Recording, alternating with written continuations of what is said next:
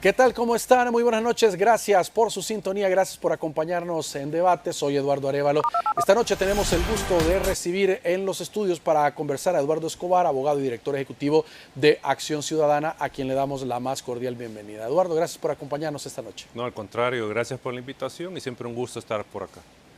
Vamos a aprovechar varios temas importantes para el país que vamos a estar haciendo un análisis esta noche. Eduardo, sobre todo lo más reciente, vamos a comenzar por lo más reciente. El día de ayer una sesión plenaria y como ya se vislumbraba, se logran los votos para una quinta prórroga del régimen de excepción. ¿Cómo lo evalúas? Bueno, en primer lugar hay que señalar que el tema de seguridad pues siempre es un aspecto importante y que genera preocupación en la ciudadanía cuando el nivel de criminalidad pues sobrepasa los niveles aceptables, ¿verdad? Y este tema siempre se ha tratado, el tema de las pandillas, de una forma no correcta, el tema de las pandillas. ¿Y a qué me refiero con esto? Todos los gobiernos lo que han buscado es cómo poder manejar el tema de las pandillas sin que les afecte electoralmente. O sea, siempre ha sido un enfoque electoral y no ha sido un enfoque de solucionar las causas estructurales del tema de las pandillas. Y este gobierno no escapa a eso. O sea, aunque ahora quiera ocultar esa realidad con el tema de la guerra contra las pandillas. Y esto que estoy diciendo de ninguna manera quiere decir que yo estoy a favor de las pandillas o que estoy en contra que las autoridades de seguridad pública ataquen el problema. Lo que quiero decir es que en general los gobiernos no han atendido este tema como debería de haber sido atendido. Es decir, yendo a las causas, como digo, de este problema, porque acá lo que hay es un tema de exclusión, falta de oportunidades, una cultura de la violencia.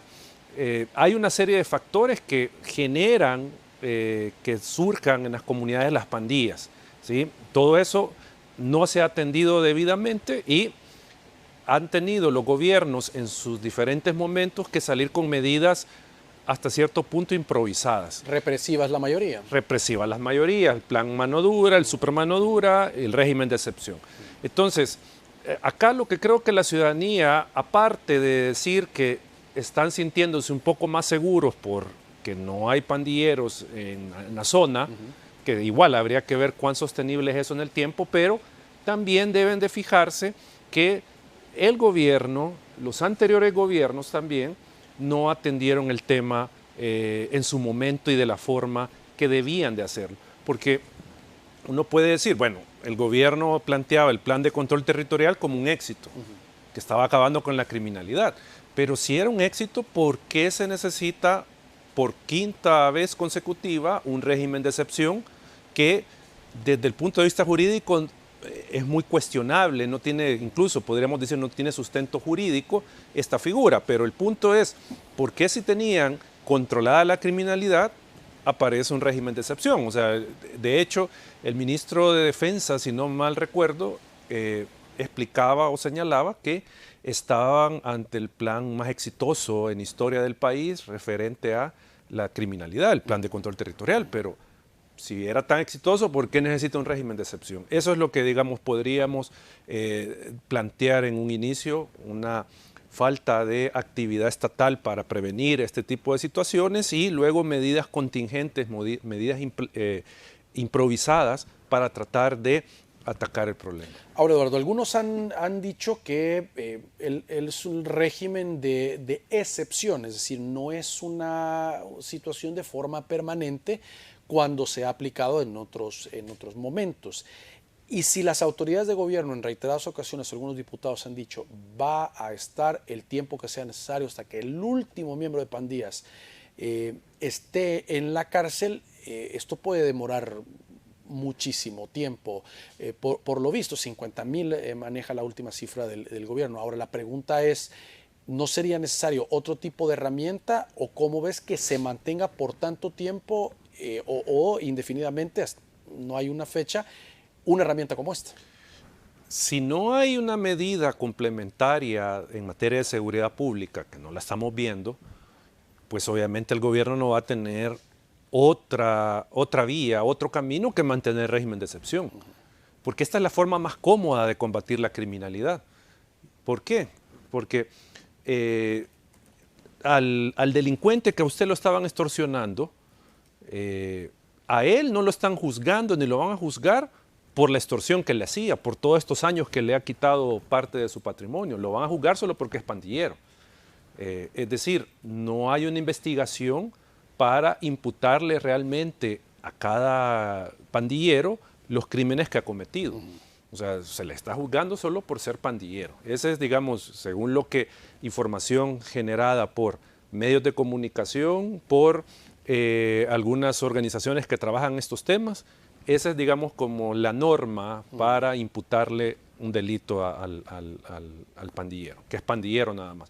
Pero están quedando en la impunidad todos los asesinatos, todas las extorsiones, las desapariciones, todo eso está quedando en la impunidad en este momento. Entonces, si no hay una medida de seguridad pública, en la lógica de una política pública de seguridad, el gobierno no tiene otra herramienta, porque el tal plan de control territorial, pues ya hemos dicho y se ha visto que no tuvo esa efectividad que el gobierno quiso vender, porque necesita un régimen de excepción para complementarla. Entonces, si no hay nada, el gobierno va a mantener el régimen de excepción porque no tiene otra forma de combatir, no tiene la herramienta, y aparte hay que también meter el componente político.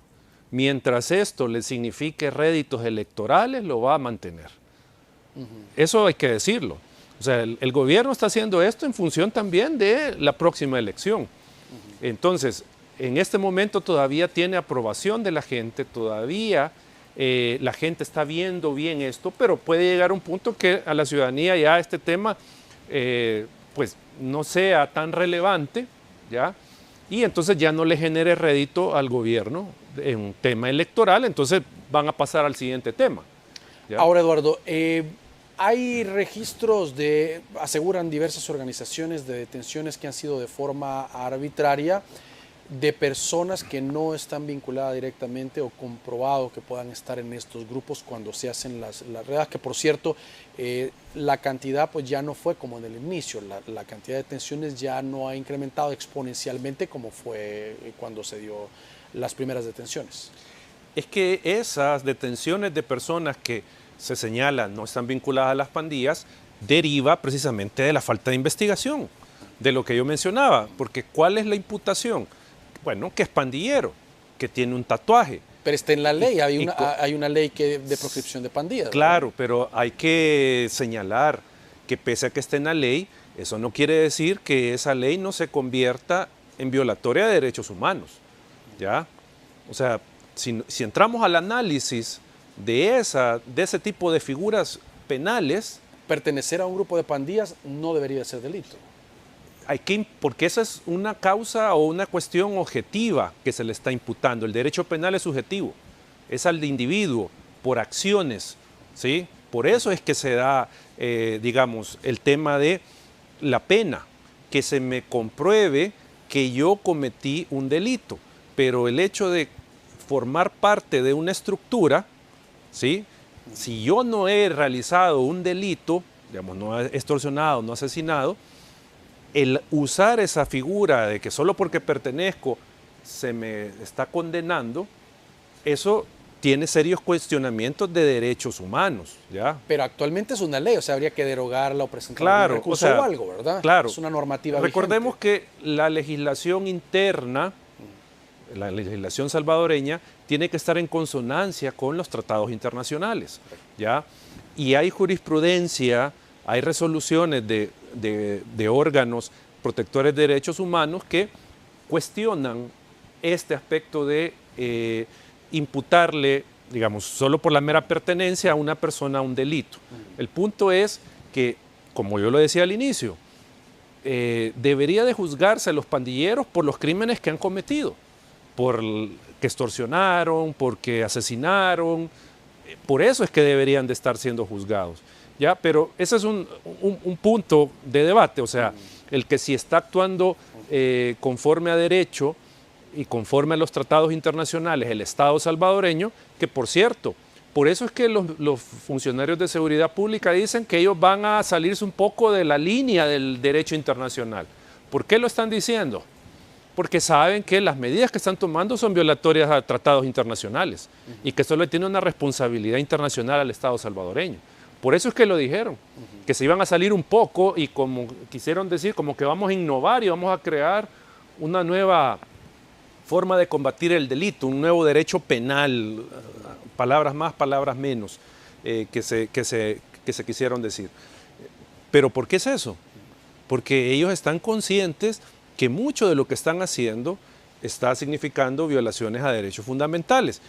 Y como se viene repitiendo, y no nos vamos a cansar de decirlo, que decir que hay violaciones a derechos humanos no se traduce en que se están defendiendo a los pandilleros. No se traduce, sino que, en primer lugar, hay una serie de obligaciones internacionales del Estado que no puede obviar. Es decir, por muy malo que sea el pandillero, pero no puede venir el Estado a torturarlo, por ejemplo. No está permitido eso, ¿ya? Hacer ese tipo de acciones. Entonces, el punto acá es que al final el gobierno, y aquí quiero insistir en esto, va a seguir con esta medida en la medida que no tenga algo alternativo que pueda ayudar a combatir efectivamente la criminalidad y segundo, que le genere un rédito electoral. Hay algunos que dicen que los habeas corpus presentados por familiares de miembros de estos grupos o personas detenidas, algunos que no estarían vinculados, que han presentado a la Corte Suprema de Justicia, no han obtenido respuesta. Bueno, de hecho, el día de ayer o antier, no me recuerdo el día, no les permitieron llegar a la Corte, porque iban a la Corte, habían cerrado todos los accesos, no les permitieron llegar. Si de por sí no hay una sala de lo constitucional conformada, porque los abogados que están ahí no son nombrados legítimamente, entonces no hay sala, a pesar de eso, no les permitieron llegar, tan siquiera a interponer su proceso, ¿verdad? Entonces, hay una serie de indefensiones que se están dando y que acá, con esto quisiera también puntualizar un aspecto. Yo entiendo a la ciudadanía que se puede ver beneficiada por las medidas que se están tomando, porque ya no tiene el pandillero enfrente, porque se han escondido. Como digo, habría que ver cuán sostenible en el tiempo es esto, pero el punto es que la ciudadanía tiene que tener conciencia que estar apoyando y aprobando este tipo de medidas en un momento le va a significar riesgo a todo ciudadano. ¿De qué tipo? Porque nos pueden detener arbitrariamente, sin ninguna imputación fuerte, simplemente, como ya se han dicho, esta cantidad de personas que han sido detenidas que se señala no pertenecen a pandillas. O sea, a lo que quiero llegar es que la ciudadanía está arriesgando sus derechos con tal de conseguir un poco de seguridad. Y esa valoración, como sociedad debemos de hacerla bien. O sea, tenemos de evaluar bien el hecho de quiero seguridad y no me importa qué me pase con mis derechos, ¿ya? Ahí es donde hay que hacer una ponderación y hay que buscar un equilibrio a efecto de ¿qué? De que se combata la criminalidad, pero que no nos violen los derechos humanos a los inocentes. Muy bien, vamos a hacer una pausa, por favor acompáñenos, ya regresamos, estamos conversando con Eduardo Escobar esta noche.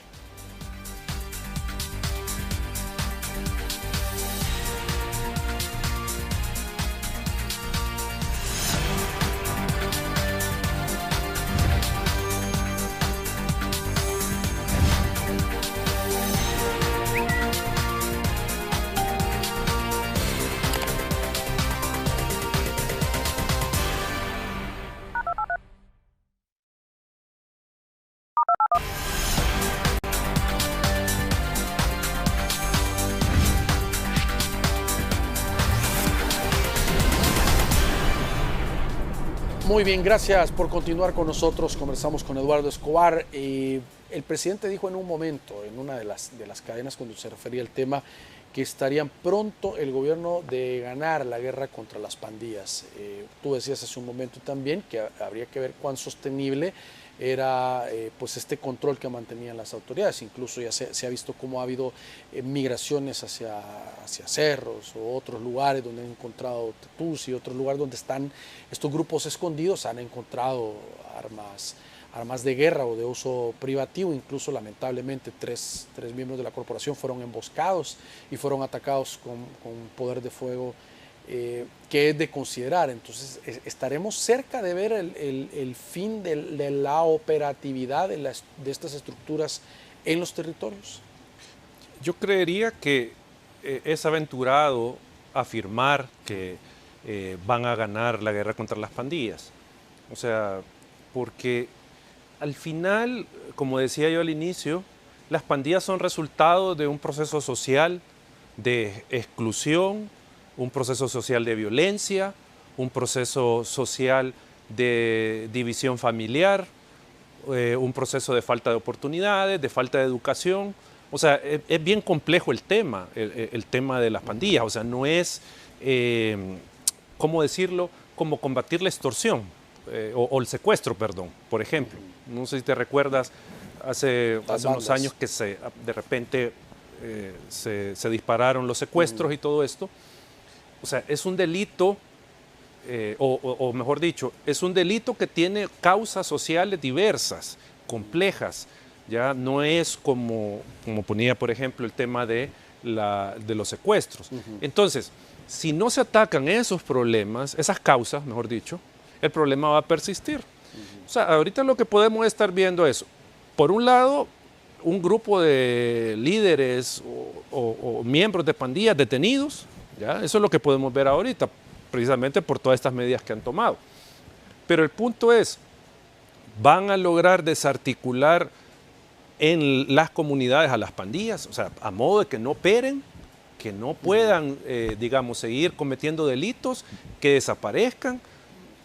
Yo creería que en este momento lo que se está viendo es que están escondidos, han huido, eso es lo que está pasando.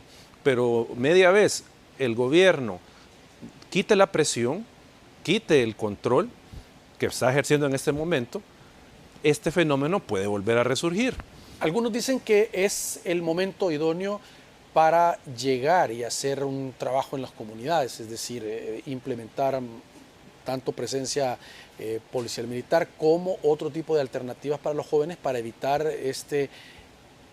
incursión de hijos o de vecinos o gente a estos grupos delictivos, que es lo que había estado ocurriendo, casi un reclutamiento obligatorio de la gente que vivía en las comunidades. Es que eso es lo que siempre ha faltado, siempre ha fallado en las políticas de Estado. Un tejido social ahí. Construir ese tejido social, darle una oportunidad al joven de que en lugar de integrar una pandilla pueda integrarse a otro tipo de actividades de beneficio para su persona y para la comunidad. Ese es el punto.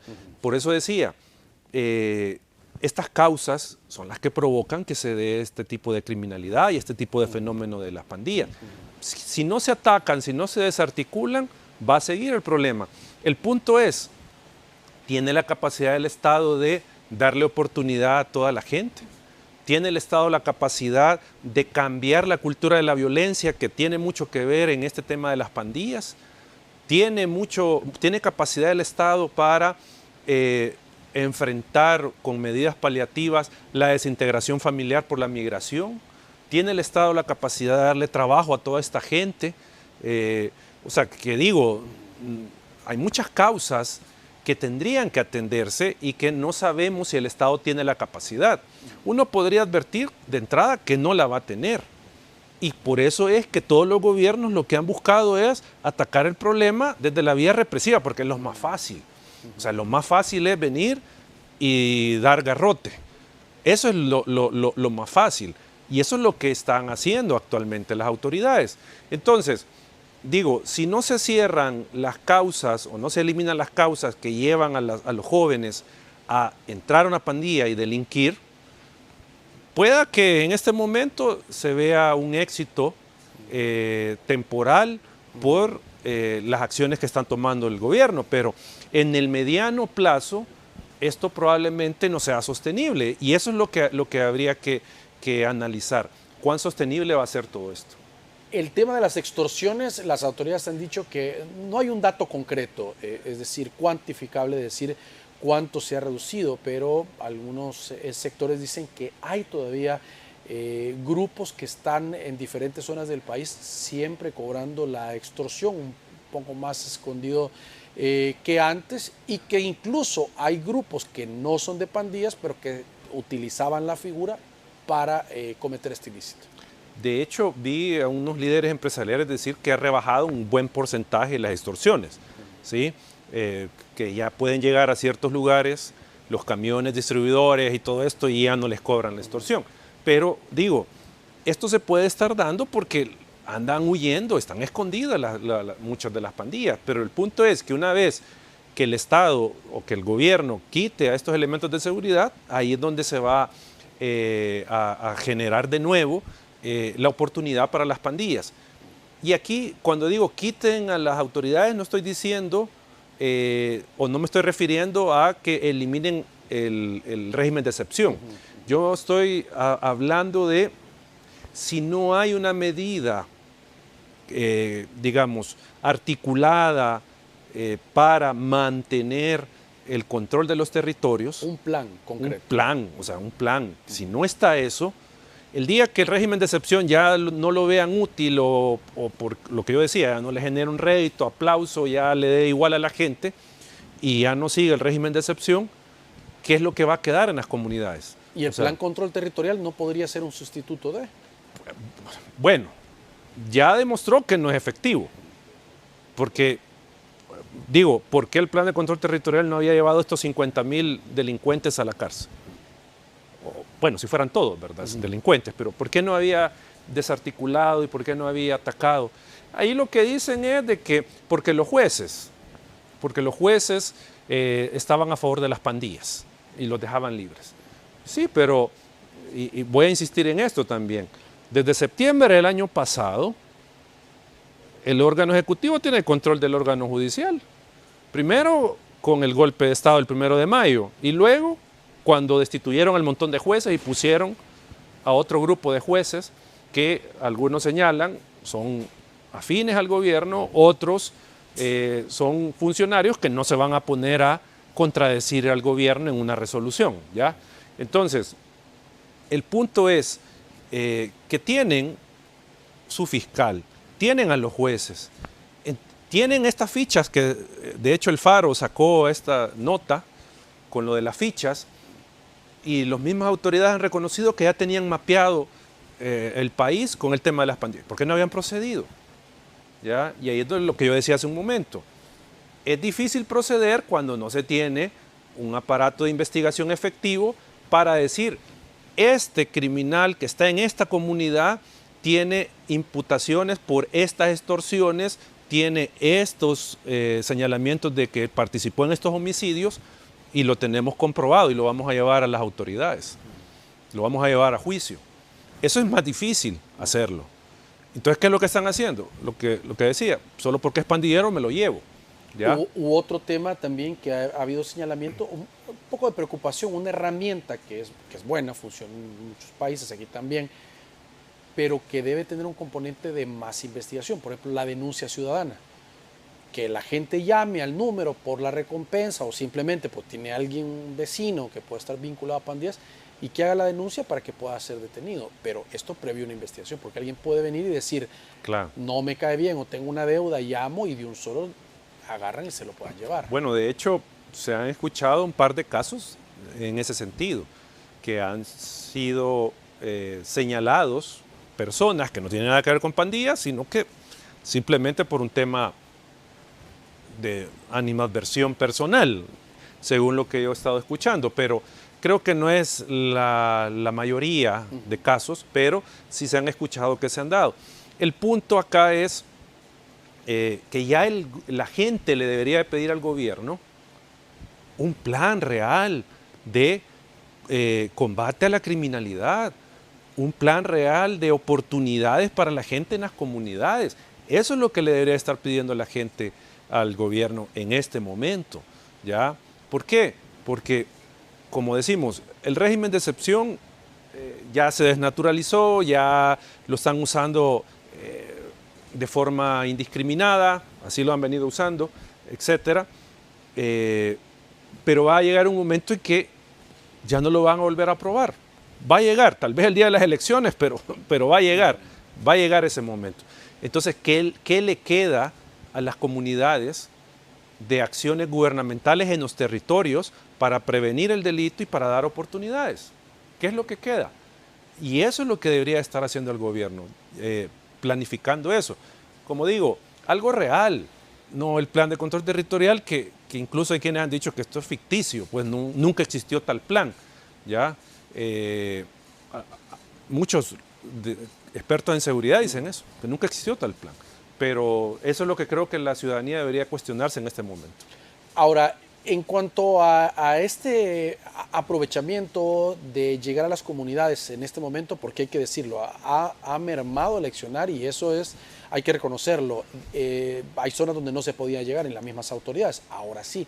¿Es un buen momento para hacer cambios radicales? O sea, aprovechando 50,000 personas que están detenidas.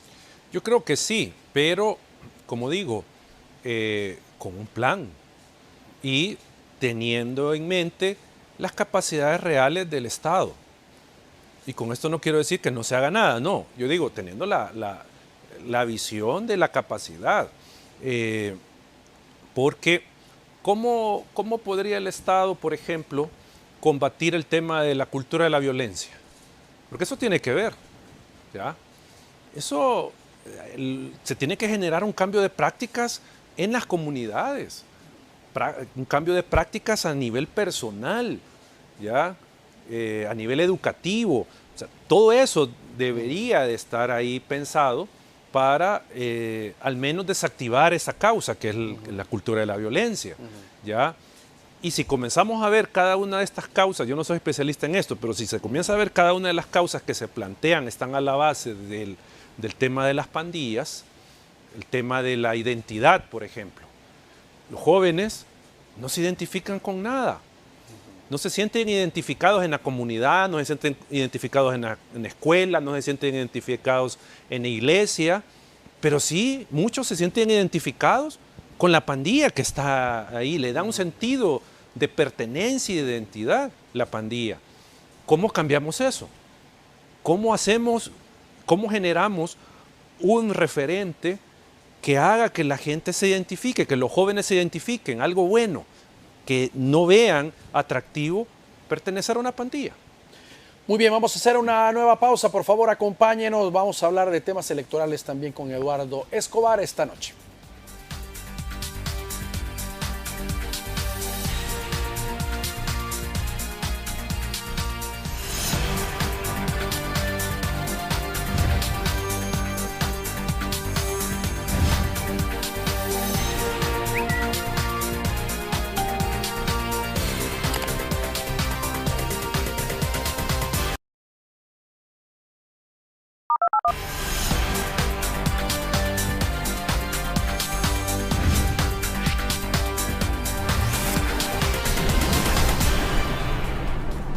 Muy bien, gracias por continuar con nosotros. Eduardo Escobar nos acompaña y vamos a hablar de temas legislativos. Eduardo, el Tribunal Supremo Electoral hace unos días daba una conferencia de prensa, la presidenta del tribunal, acompañado del organismo colegiado, y anunciaban algunos cambios para las elecciones 2024, en las cuales convergen casi cada 15 años de esta forma en que se vota por todo. Pero llamaba la atención, algunos le ponían atención al tema, que en esta ocasión es presidente, no va la votación sola, sino que va presidente y diputado, y separan de esta votación para otro día la votación de alcaldes y también del Parlamento Centroamericano. Algunos dicen que se está preponderando al tema presidencial la importancia de la elección por diputados. ¿Tú lo ves así? Sí. Creo que hay que recordarle a la gente el antecedente de una elección conjunta, que fue en 2009. el calendario electoral, como tú bien lo dices, cada 15 años marca que se junten todas las elecciones. ¿Ya? Pasó en 94, pasó en 2009 y ahora en 2024. En 2009, la decisión del Tribunal Supremo Electoral, que es válida, o sea, tiene en la ley está respaldada una decisión de separar las elecciones. En aquel momento la decisión fue separar la elección municipal y legislativa para realizarla en enero y la presidencial en marzo, separando. Ya, esa fue la decisión en aquel momento. Ahora se toma la decisión de unir la presidencial con la legislativa y separar Parlacen con consejos municipales. ¿Por qué en 2009 se separó de esta manera la elección? En ciencia política hay lo que se conoce un gobierno unificado, que esto significa que el partido del presidente tiene también control del legislativo, del Congreso, de la Asamblea, ¿ya? Y por eso se dice unificado, porque el mismo partido controla la Asamblea. Y esto beneficia la gobernabilidad. Se toman decisiones de forma más ágil, ¿ya? Entonces, uno de las digamos, diseños institucionales que posibilitan el gobierno unificado es la elección conjunta de las autoridades. O sea, esa es una parte del diseño electoral. O sea, si el diseño electoral está pensado para generar un gobierno unificado, entonces obviamente va a generar eso. Y acá en este caso, parte de este diseño electoral que yo digo tiene que ver con cuándo se realizan las elecciones, si se realizan de forma conjunta o se realizan de forma separada. Entonces, cuando se hacen juntas, por lo general lo que se provoca o lo que se busca provocar es que haya un gobierno unificado. ¿Por qué? Porque al tener la elección presidencial junto a la legislativa, el partido del presidente o el partido del candidato que vaya punteando tiende a generar un efecto de arrastre de la votación. O sea, me votan a mí, pero al mismo tiempo, porque me están apoyando y yo hago ese llamado, votan al partido, a mi partido, en la legislativa. Bueno, se vio en la elección anterior, aunque no fue unificada, sino que solo fue, pero se centró mucho en la figura del presidente. Y jaló votos para Nuevas Ideas. Claro. Entonces,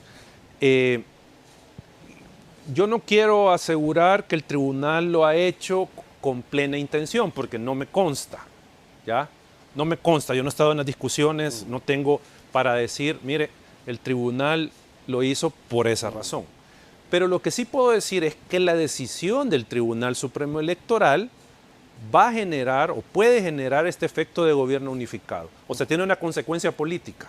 Y la consecuencia política será que el partido del presidente va a generar arrastre en la elección presidencial para la legislativa también. O sea, que pueda beneficiarse el partido Nuevas Ideas, por ejemplo, de la elección presidencial, llevándole más votos y obteniendo más curules, ¿ya?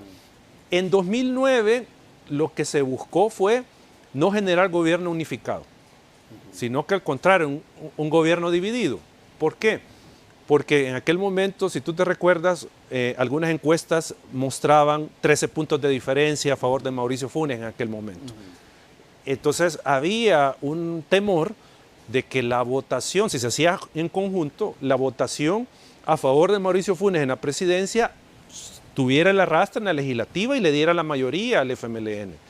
Que eso no pasó, ¿ya? Porque separaron la elección. Y tú te recuerdas, tuvieron 34, 33 diputados, no me acuerdo cuántos tuvo el FMLN, no llegó a la mayoría.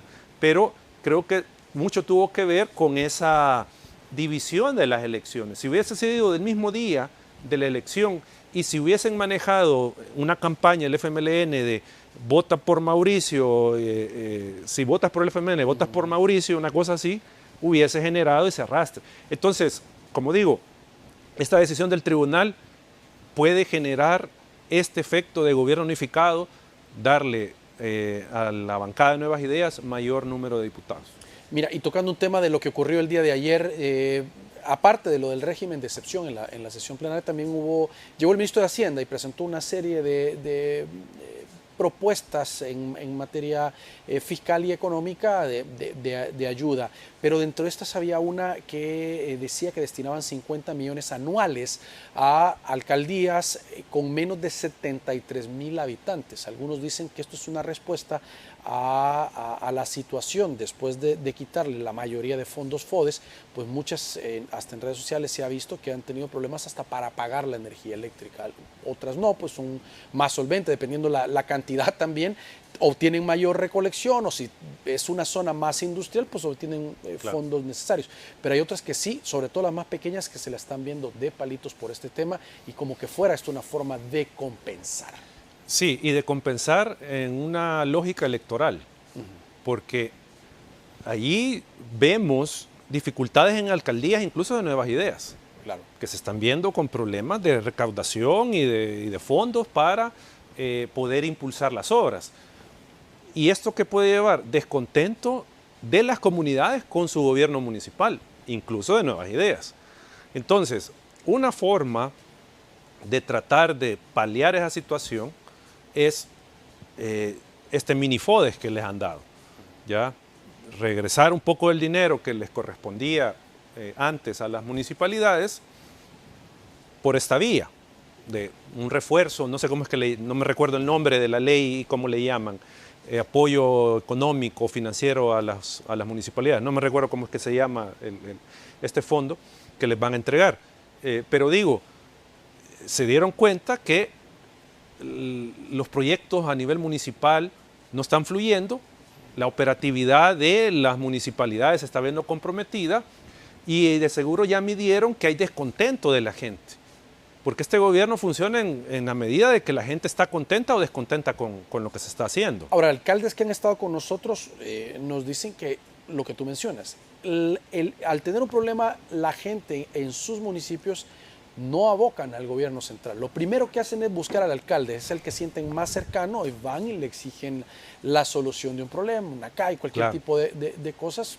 y que ahí se la están viendo complicadas para resolver. Y se la están viendo complicadas precisamente por la DON.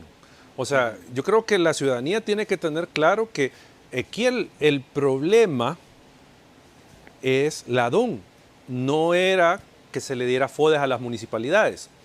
Que yo estoy de acuerdo de que el FODES podía ser un mecanismo de corrupción y un mecanismo de desviar fondos y todo esto, probablemente así lo era, ¿ya? Pero lo que tendría que haber hecho el gobierno, en acompañamiento de la Corte de Cuentas, del Ministerio de Hacienda, era ponerle más controles al FODES, a efecto de evitar su despilfarro, a efecto de que se utilizara con fines electorales, a efecto de que fuera corrupción. Eso es lo que se tendría que haber hecho, ¿ya? Ponerle más controles. ¿A efectos de qué? De no afectar los temas de desarrollo municipal, no afectar digamos, el desempeño de las municipalidades. Pero no lo hicieron, sino que mejor le quitaron el FODES a las municipalidades, crearon la DON, y entonces ahí se están viendo en problemas. ¿Por qué? Porque la DON es la que tiene que aprobar obras, y segundo, también es la que da los fondos. Al aprobar obras, aprueba fondos. Entonces, pero eso a través de un proceso, o sea, las carpetas técnicas, y me imagino tendrán cola, o sea, no es de forma simultánea la ejecución. O sea, centralizar las diferentes obras municipales de 262 municipios en una oficina, ya es complicado. Entonces, acá el punto es que la solución, entre comillas, que buscó el gobierno para que las municipalidades funcionaran de mejor manera, está significando también un problema que ahora intentan tratar de corregir un poco con este nuevos fondos. Pero digo, pensando electoralmente, eso no lo están haciendo por beneficiar a la gente, están haciéndolo para que no les signifique un lastre electoral a nivel de consejos municipales, el que sus municipios fueron ineficientes, fueron ineficaces en atender los problemas de la comunidad. Para eso lo están haciendo, para que no hayan quejas, ¿ya? Para eso lo están haciendo. Ahora, sin duda es una elección donde se juega básicamente el todo por el todo, es decir, los partidos como AREN, FMLN o se fortalecen o realmente desaparecen. Y hay otros partidos que están en formación, claro. Pero va a ser una elección de verdad bien interesante. Está la apuesta que va a obtener la misma cantidad de votos, según las proyecciones de algunos. Otros dicen que no, que ese ciclo de alza de nuevas ideas puede ya no reflejarse tal cual se dio en el fenómeno de la elección anterior. Es incierto cómo vaya a ser, pero sí cae en un periodo, estos 15 años que toca jugarse por todo, en una situación, un momento interesante para el país. Claro, y creo yo que desde el punto de vista del sistema de partidos, puede ser un momento de quiebre. Sí. ¿En qué sentido? Podemos ya ingresar con todas las de la ley a un sistema de partido hegemónico, ¿ya? Como era en México con el PRI. Podemos entrar a eso. Existen partidos políticos, pero son minoritarios, no tienen acceso a poder, o tienen mínimo poder, ya son más testimoniales que otra cosa, y un partido que tiene controlado toda la institucionalidad. ¿Ya? Podemos entrar totalmente de lleno a eso. Podemos entrar a eso. Sistema de partidos, un sistema de partidos hegemónico, ¿ya? Que esto también tendría otras implicaciones. Podría significar también el colapso del sistema de partidos, ¿ya? También eso podría pasar. Muchos de los partidos tradicionales no llegar al número de votos suficientes, a los requisitos para mantener su inscripción y ser cancelados. O sea, vamos a hacer una pausa, y continuamos abordando este tema, por favor. Ya regresamos.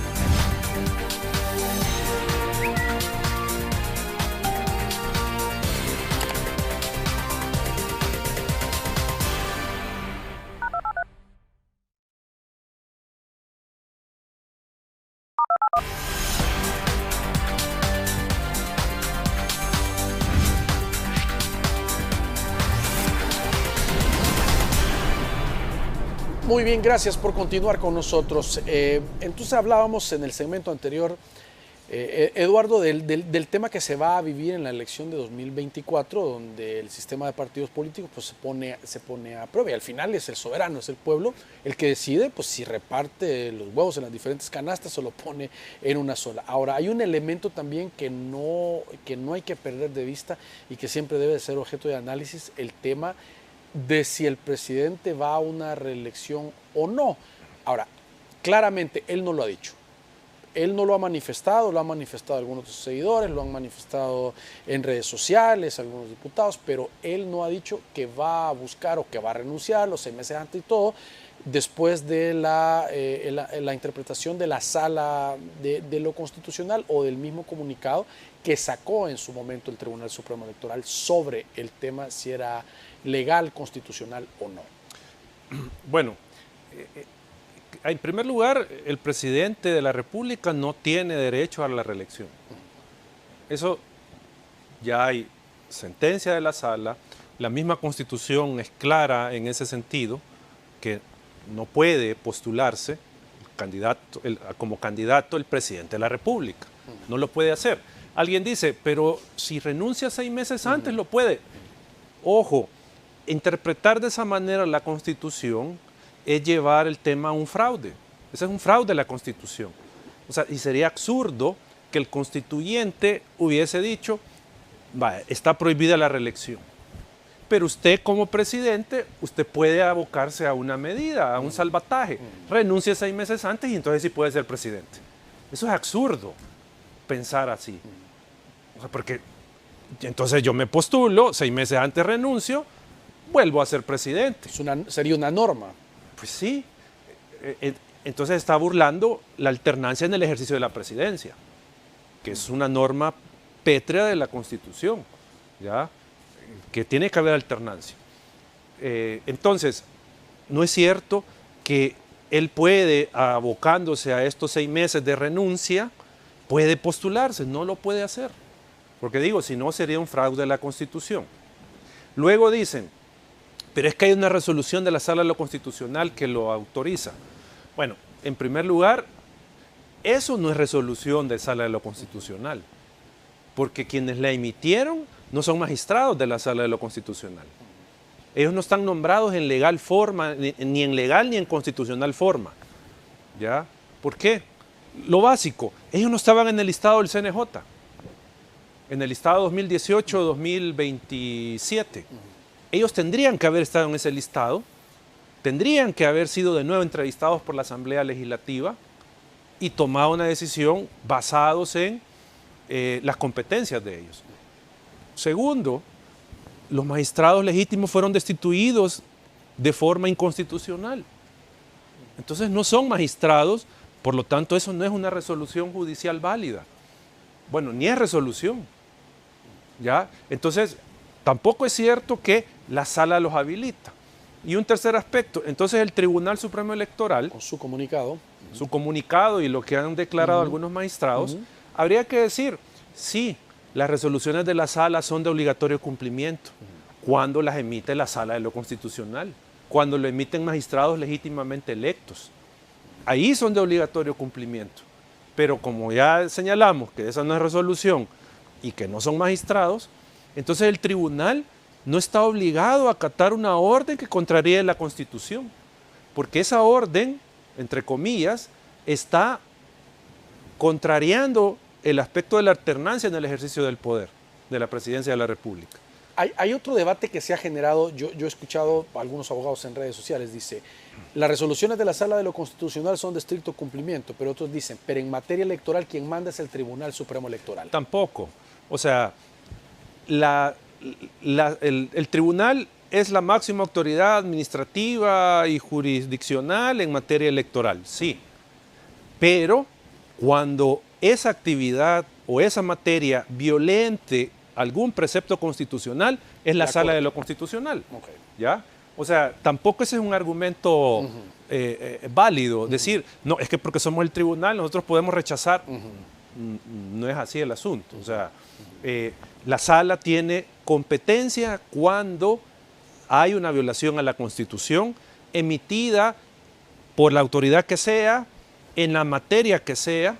La Sala tiene esa competencia porque hay una violación a la Constitución. El punto acá es que, en términos sencillos, no hay magistrados de Sala de lo Constitucional, no existe una resolución que avale jurídicamente hablando, que avale la reelección y por lo tanto el tribunal no está obligado a acatar eso. Así de sencillo, jurídicamente hablando. Pero si llega a ocurrir que... Ya, políticamente, hablemos políticamente. Sí. Políticamente va a pasar. Se va a postular lo más probable. Primero se va a postular las internas de Nuevas Ideas, porque esa es la ruta que tendría. Sí. Postularse, ganar la candidatura, ir al tribunal a inscribirse. El tribunal, ya lo dijo, va a inscribirlo y va a competir en la presidencial. Políticamente hablando, eso va a pasar. Porque, digamos, lo que yo acabo de mencionar es desde el punto de vista jurídico, ¿ya? Pero desde el punto de vista político va a pasar. Bueno, está inscrito, ahorita el presidente está inscrito, no está en entiendo Nuevas que Ideas. no, entiendo que no. Entiendo Sí, que no. Estaba en Ghana en la última. Estaba en Ghana. En la última No sé si se elección. desinscribió o qué, a saber, no se sabe. Pero tendría que inscribirse al otro partido y competir en las internas. Ahora, hay otro tema también, Eduardo, y que se está empezando a generar interés de la población sobre cómo va a ser la forma para los salvadoreños en el exterior de votar. Ha habido varios ejercicios, desde el postal, de que lleguen a una sede, hasta mencionar el voto electrónico directamente, desde la casa que lo puedan hacer.